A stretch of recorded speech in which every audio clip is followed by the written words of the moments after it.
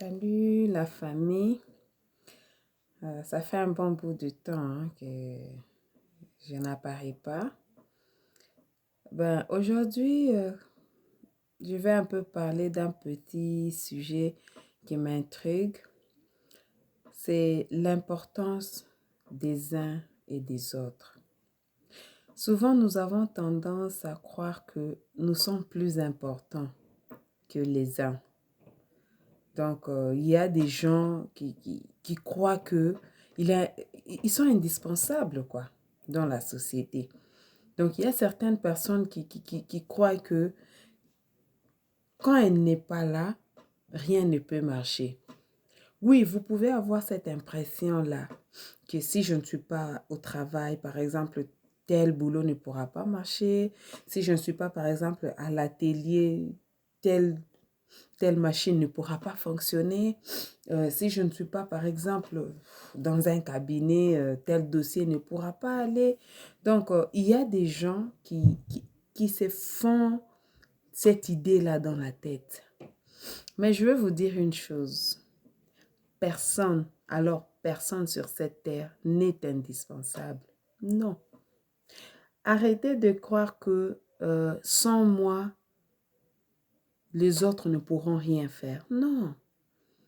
Sans, par exemple, mon intelligence, cette boîte ne pourra pas marcher. Sans, par exemple, ma connaissance, cette famille ne pourra pas aller de l'avant, ne pourra pas avancer. Non. Les gens qui se disent que c'est moi le pilier de la famille. Mais vous vous trompez, hein? Le pilier, c'est Dieu. C'est Dieu qui nous a placés dans des familles où nous vivons. Alors, tu ne peux pas te lever un matin parce que tu nourris les gens, parce que tu scolarises les enfants, tes neveux, tes nièces, tes cousins, cousines et tout, parce que c'est toi, c'est sur toi qu'on compte souvent. Quand il y a une manifestation, il y a un décès, il y a un mariage, il y a une naissance, souvent on vient frapper à ta porte. Et cela te fait penser que tu es indispensable. Cela te fait penser que je suis le pilier de la famille. Sans moi, ma famille ne pourra pas vivre. Sans moi, ma famille ne pourra pas avancer. Mais non, nous nous trompons sur toute la ligne. Et cela fait de nous des arrogants, des orgueilleux, parce qu'on se croit, je suis indispensable. Donc, dès que je claque la porte, tout le monde viendra courir à mes pieds. Et souvent, nous qui allons aussi courir vers ces gens-là qui se croient indispensables, c'est parce que nous ne savons pas nos valeurs, en fait. Dans la vie, Dieu place toujours des gens au moment qu'il faut, à l'endroit qu'il faut, selon les besoins. C'est ce que les gens devraient comprendre. Quand par exemple tu es dans une boîte, tu es un ingénieur, tu es un avocat, tu es un médecin, donc tu es incontournable selon le monde. Tu es vraiment incontournable. Oh, ce médecin-là, c'est le meilleur. Oh, cet avocat, c'est le meilleur. Oui, tu dois mettre dans ta tête que si moi aujourd'hui, j'arrivais à mourir, parce que nous ne sommes pas des éternels sur cette terre, nous passons, nous tombons malades. Tu peux faire un AVC, tu deviens paralysé. Tu ne pourras plus manipuler les machines. Tu ne pourras même plus manipuler ta langue pour parler. Tu ne pourras pas manipuler les bistouris pour faire des chirurgies parce que tu es le meilleur, tu es l'incontournable. Il faut penser à ça. Tu peux aussi mourir. Bon, tu veux me dire que si toi tu meurs, il n'y aura plus jamais de chirurgiens? Si toi tu meurs, on va fermer carrément les parquets, les tribunaux, parce qu'il n'y aura plus de magistrats, il n'y aura plus de juges, il n'y aura plus d'avocats. Tu veux me dire que si toi tu meurs, donc les compagnies d'aviation vont fermer les portes parce qu'il n'y a plus de pilotes, de super pilotes comme toi. Non, si nous mettons ça dans nos têtes, que si je passais aujourd'hui, parce que nous sommes sur la terre, nous devons nous attendre à tout. Pour nous, les chrétiens, nous attendons l'arrivée de Jésus, la venue de Jésus. Mais si Jésus tarde à venir, l'âge avance, la mort est là. Elle peut nous prendre. Pierre, Jean, tous les apôtres, ils attendaient aussi. Ce sont eux qui ont dit, Jésus revient bientôt. Ils attendaient l'arrivée de Jésus. Mais ça fait 2000 ans qu'ils sont morts. Donc, pour dire que, en attendant que Jésus arrive, la mort peut te surprendre. Alors, pour vivre humblement, tu dois mettre dans ta tête que tu n'es pas indispensable, que tu n'es pas incontournable. Sache que si tu meurs aujourd'hui, si tu tombes malade aujourd'hui, Dieu va susciter encore quelqu'un d'autre. Les prophètes sont passés, ils sont morts, ils sont partis. Et Dieu continue à susciter ses serviteurs. Il a continué. Esaïe était parti, Mélie est parti, Jean-Baptiste.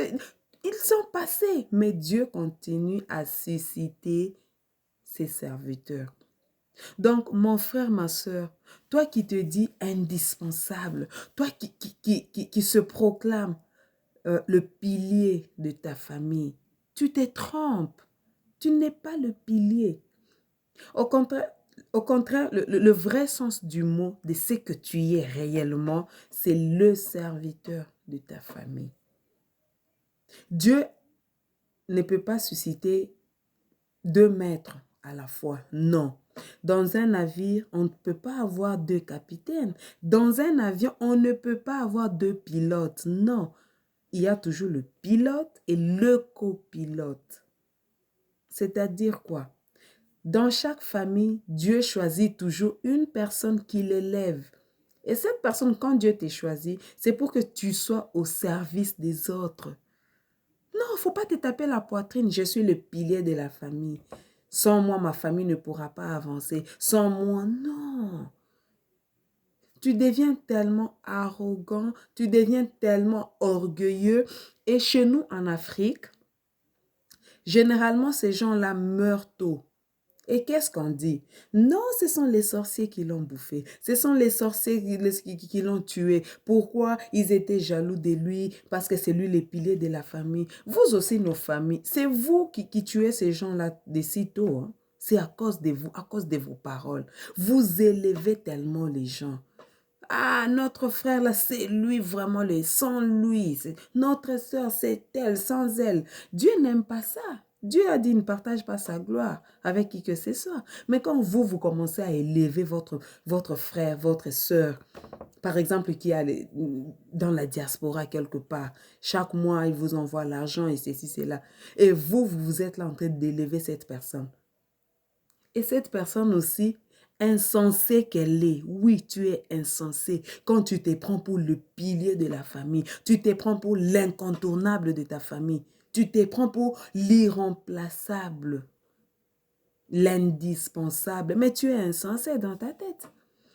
Et quand tu vas mourir de sitôt, on va crier aux sorciers. Non, sa famille, ils étaient jaloux de lui et ceci, cela, c'est pourquoi ils l'ont tué. Non, c'est pas ta famille qui t'a tué. C'est toi qui a poussé tellement des ailes. Dieu t'a donné des ailes. C'est pour supporter ceux qui sont derrière toi. Dieu choisit toujours une personne. Dieu ne peut pas élever 2 personnes à la fois. Non, il élève toujours une personne qui va repêcher les autres à avoir une vie stable. C'est ça, c'est ce que Dieu fait. Mais depuis quand? Toi, tu te mets dans la tête que tu es l'indispensable. Et tu es là en longueur des journées en train d'écrire. Moi, vraiment, sans moi, ma famille, c'est toujours moi. Toute la charge est sur moi. Mais quand tu cries, toute la charge est sur moi. Mais Dieu va te décharger. Hein? Dieu va te décharger. Et puis tu vas dire quoi? Surtout nous les Africains. Tu vas crier partout. Non, les sorciers, ils ne m'ont pas aimé. Ils étaient jaloux de moi. Mais non, ce sont tes langages. Quand Dieu te bénit, Dieu te donne un peu, Dieu t'élève, sois humble. Retourne vers Dieu comme Salomon. Demande-lui l'intelligence pour savoir comment gérer. Tu n'es qu'un gérant pour savoir gérer ce que Dieu te donne. Demande la sagesse à Dieu. Ne deviens pas orgueilleux. Et tu commences à parler. Quand tu vois tes frères venir vers toi, tu commences à les répondre insolemment, avec impolitesse. Ceci, c'est là, vous me dérangez trop, je ne peux pas avoir la quiétude. Quelle quiétude? Tu n'es qu'un serviteur, tu n'es rien. Mon frère, ma soeur, tu n'es rien. Tu n'es qu'un serviteur. Nous, les pauvres, on est là, on dort. Et toi, Dieu te donne du travail pour venir nous servir. Depuis quand un serveur dans un restaurant peut se plaindre que vous êtes là assis, c'est moi qui dois vous servir, mais c'est ton travail. Et nous, on est là si tu nous sers. Ben oui, c'est ça. Donc, je n'encourage pas les gens qui sont paresseux, qui ne cherchent pas. Non, il y a des gens qui se réveillent le matin, ils vont chercher. Ils se poumonnent, ils se battent. Mais Dieu est souverain. Dieu peut choisir quelqu'un d'autre pour l'élever. Mais ce n'est pas pour autant que tu vas devenir orgueilleux, hautain. Quand tu sais que vous avez réunion de famille. On a dit la réunion commence à 15 heures. Et toi, à 15 heures, tu es encore chez toi. Tu sais qu'ils vont t'attendre parce que tu es incontournable. Tu es là. C'est vers 16 heures que tu commences à démarrer ta voiture et les pauvres gens sont là. Les oncles, les tantes, les cousines, les neveux, tous, deux fois même plus âgés que toi, hein. Ils sont là assis, en train de t'attendre. Oh non. Si seulement tu peux comprendre le rôle que tu es en train de jouer dans ta famille, tu t'humilies, tu seras heureux toute ta vie. Mais quand tu continues avec ton arrogance, tu viens là en retard, en train de balancer tes bras. C'est un grand cousin qui est plus âgé que toi de 10 ans qui vient t'ouvrir le portail parce que tu es tellement orgueilleux. Non, sois humble. Tu sais, quand tu es humble comme ça, chaque fois que tu aides ta famille, tu respectes ta famille, tu traites ta famille avec beaucoup de révérence, ces gens-là, ils te bénissent. Vraiment. Que Dieu te bénisse, mon fils. Que Dieu te bénisse, ma fille. Oh non, vraiment. Dieu, tu es notre Moïse. Dieu vraiment t'a envoyé pour nous aider.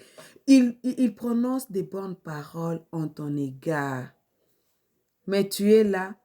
On va faire comment? J'ai faim. Depuis le matin, mes enfants n'ont pas mangé. Mon mari est parti chercher du travail. Il n'a jamais trouvé du travail. Et toi, tu as eu un peu. Je suis obligée de venir chez toi, demander un peu. Ta femme qui m'insulte, tes enfants qui ne me respectent même pas un bonjour. Tu commences à appeler tes enfants de force. Venez dire bonjour à votre tante. Venez dire... Pourquoi? Parce qu'ils voient ce que tu dis sur ta famille. Et quand tu finis de me donner un peu d'argent, quand je sors dehors là, tu vois que je vais te bénir. Mais non, je vais dire, hé, hé, l'argent ici pour avoir, on a fini toute ma peau, toute mon identité comme ça. Hé Dieu, quel jour tu vas me bénir aussi moi. Tu vois maintenant la prière que j'ai faite. Au lieu de te bénir, toi qui viens de me donner l'argent, mais je commence à blâmer Dieu. Seigneur, quel jour tu vas me bénir pour que je quitte cette misère, pour que j'arrête de venir demander. Et quand les gens commencent à pleurer comme ça, se plaindre, c'est plaindre à Dieu. Mais Dieu va te destituer. Tu n'es pas valable pour ce poste qu'il t'a donné. C'est Dieu qui bénit. Alors il va te destituer. Oui, tu ne mérites pas ce poste-là. Mais quand tu as de bons points, hein, tu as un bon crédit. Ah non, cet enfant-là, non, non, non, non, non, cette fille-là, non, ce garçon-là, vraiment que Dieu le protège, c'est là. Et Dieu continue à te bénir. Dieu continue à ajouter sur ce que tu as. Mais quand tu es orgueilleux, généralement, tu commences à baisser, baisser, baisser, jusqu'à la fin. Quand tu seras par terre, les mêmes personnes que tu aidais, ce sont eux qui vont se moquer de toi. Surtout pour ceux qui sont à l'étranger. Les mêmes personnes que tu envoyais à Western Union avant de donner le code, la façon dont tu parles, la façon dont tu insultes. Vous êtes là des paresseux, vous ne travaillez pas. Moi, je dois me battre tous les jours. Non. Tu peux donner l'argent, mais tu parles avec gentillesse. Ah, mon frère, tu sais que ces derniers temps, vraiment, je n'ai pas assez d'argent. Essaye de faire quelque chose avec les peu que je t'envoie. Ça va réveiller la conscience de la personne. Mais plutôt que je vous ai envoyé l'argent, qu'est-ce que vous avez fait avec cet argent? Tu veux qu'on te donne même le compte rendu de tout ce qu'ils ont fait. Et on a acheté les safos, on a acheté les arachides, on a acheté ça. Tu veux. Si seulement on n'a pas fait ce dont tu voulais qu'il fasse avec l'argent que tu as envoyé, tu t'énerves. Chaque jour, je vous ai envoyé l'argent, vous n'avez pas fait ce que j'ai dit. Et ceci, c'est là. Vous m'aviez dit que vous avez faim. Et ceci, c'est là. Ou bien, par exemple, tu envoies l'argent à quelqu'un qui est malade. Mais cette personne n'a pas mangé, ça fait 2 jours. Comment veux-tu que cette personne achète les médicaments pendant qu'il n'a pas à manger? Peut-être il voudra acheter. Pourquoi tu as fait ceci? Moi, je t'ai dit, va à l'hôpital, et ceci, c'est là. Non. Chers frères et sœurs, vous qui vous êtes autoproclamés les piliers des familles, s'il vous plaît, enlevez ces noms de votre carte d'identité. Vous n'êtes pas les piliers de la famille. Vous n'êtes rien. Oui, je vous dis que vous n'êtes rien. Le peu que vous avez, vous êtes des serviteurs. Vous n'êtes pas des piliers. Pourquoi? Parce que vous n'êtes pas indispensable. Tu peux mourir aujourd'hui. Dieu va susciter quelqu'un d'autre. Ne t'en fais pas. Hein. Il y a des orphelins qui ont grandi et qui sont devenus des personnes dans la société. Pour dire que leur mère n'était pas indispensable. Quand son temps est arrivé, Dieu ne peut pas, Dieu n'agit pas selon nos émotions. Oui, c'est vrai quand nous prions, Seigneur, mes enfants sont encore petits, s'il te plaît, garde-moi. Oui, mais quand son temps qu'il a prévu pour toi arrive, tu vas partir. Peu importe, une maman qui est en train de donner naissance, et elle part. Son temps était arrivé. Vous allez dire que Dieu n'a pas pitié de ce bébé. Mais non, c'était le temps que Dieu avait prévu pour elle de partir. Cet enfant qui reste là, il va grandir. Ne vous en faites pas. Dieu pourvoira. Le même a dit, il a prévu, il a dit, je suis le père des orphelins. Il l'a prévu. Donc, pour dire que personne sur cette terre n'est indispensable, tu ne peux pas dire que non, si je ne suis pas là, mes enfants vont souffrir. Oui, ils vont souffrir, c'est le cycle de la vie. Mais il y a des enfants qui ont souffert en présence de leurs parents. Hein. Ce n'est pas seulement les orphelins qui souffrent. Il y a des enfants qui sont dans la rue aujourd'hui. Papa et maman sont à la maison. Mais ces enfants sont en train de souffrir. Donc, pour dire que vous n'êtes pas indispensable, arrêtez de vous imaginer ce scénario dans votre tête. Sans moi, vraiment, ce travail ne pourra pas marcher. Tu mets tes collègues mal à l'aise parce que tu as une connaissance sur telle chose. On t'attend, on te demande dans la réunion, s'il te plaît, est-ce que tu peux exposer sur tel sujet? Tu fais là le gros dos, tu t'élèves avec arrogance. Non, tu n'es rien. Sache que si tu tombes malade, il y aura toujours quelqu'un qui viendra postuler dans l'entreprise. Et cette personne aura des compétences plus que toi. Ben oui. Et ils vont dire, ah voilà la personne qu'on cherchait. Et pourtant, en ton temps, tu étais indispensable, selon toi. Donc, arrêtez de vous imaginer ce scénario. Si vous mettez dans vos têtes que je suis un serviteur, votre bonheur va persister. Parce que tout ce monde-là dont vous servez, avec amour, avec patience, avec tolérance. C'est vrai, ce n'est pas toujours facile. Tu es là, tu donnes le matin, tu donnes le... Ce n'est pas facile. Il y a des gens qui ne sont même pas reconnaissants et tout. Mais pour toi, ton bonheur, imagine le scénario que je suis un serviteur. Ton patron peut te déverser de l'eau exprès. Je suis obligé de nettoyer. Sans parler, sans murmurer, parce que tu vas perdre ton job. C'est ça aussi chez Dieu, tu vas perdre ton job, tu vas tomber. Les gens qui sont en Europe, en Amérique et tout, quand vous envoyez de l'argent à vos frères, surtout en Afrique, et vous murmurez trop, vous parlez trop, le jour où vous êtes par terre, vous retournez en Afrique, ce sont les premières personnes qui vont, qui vont faire quoi? Qui vont se moquer de vous. Toutes ces années là-bas en Europe, qu'est-ce que tu as fait? Tu reviens ici, tu n'as même pas un toit où mettre ta tête. Vous voyez un peu? Soyez sages. Arrêtez de vous prendre pour des indispensables. Non. De l'intelligence, il y en a. Et il y en aura toujours. Après votre passage, il y a quelqu'un qui sera suscité pour aider ta famille. Il y a quelqu'un qui sera suscité dans l'entreprise, dans la société. Soyez sages, soyez humbles. surtout, tu n'es pas indispensable, tu n'es qu'un serviteur. Merci.